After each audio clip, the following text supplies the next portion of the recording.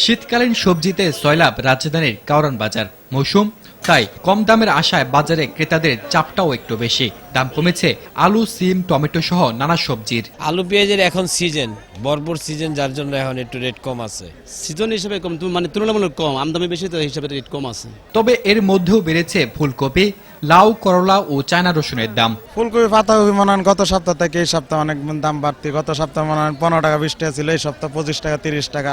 লাউ মনে হয় পার পিস সর্বনিম্ন 50 টাকা। বাজারে ইলিশের দাম হালি প্রতি 200 টাকা কমলেও কেজিতে 5 থেকে 10 টাকা বেড়েছে অন্যান্য মাছের দাম। শীতকালে ইলিশটা ধরা পড়ে না, কিন্তু এবছর শীতকালে ইলিশ ধরা পড়তেছে। দামটা আর একটু এই সিজনে একটু কম হওয়া উচিত ছিল, কিন্তু সাপ্লাই কম, এটা বলে যে বেশি দাম না। বেড়েছে চালের দামও, 6 টাকা বাড়তি দামে বিক্রি হচ্ছে মিনিকেট। অন্যান্য চালের দামও বেড়েছে 3 থেকে 5 টাকা। আটা আগে ছিল 36 থেকে 40 টাকা, এখন বেশি আমরা 40 থেকে 44 টাকা। কোম্পানি কিছু কাছে ধান কিনতে গেলে বেশি দামে ধান কিনতে হয়, শেষ সিজন তো এই জন্য দাম একটু বেশি আর কি। দামের উত্তাপ যেন বেশি চড়েছে খাসির মাংসে। 600 টাকা থেকে বেড়ে বিক্রি হচ্ছে 750 টাকায়। বেড়েছে ছাগল, গরু ও মহিষের মাংসের দামও। মাছের থেকে দাম বাড়ছে।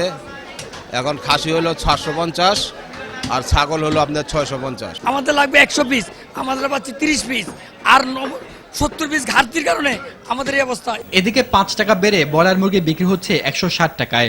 খামারিরাও দাম বাড়াই দিছে, আমরা খামারিদের থেকে দাম বেশি দিয়ে কিনতে হচ্ছে, ওই কিনার উপরে আমরা মানে বিক্রি করতে হচ্ছে। এরকম যদি ঊর্ধ্বগতি থাকে, জীবন তো অসহ্য রকম হয়ে যাবে। বাজারে নিত্যপণ্যের দামের এমন অস্বাভাবিকতা নিয়ন্ত্রণে সরকারিভাবে মনিটরিং জোরদারের তাগিদ দিলেন ভোক্তারা।